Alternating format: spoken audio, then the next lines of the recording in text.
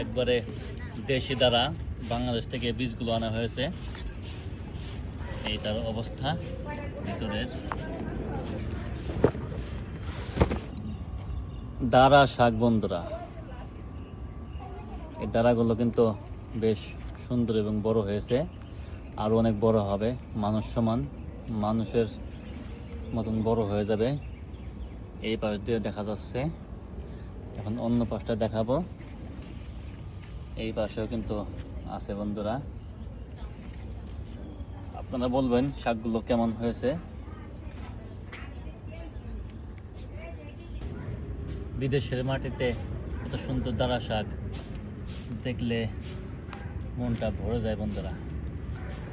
আশা করি আপনাদেরও ভালো লাগবে দাঁড়া শাকগুলো দেখে।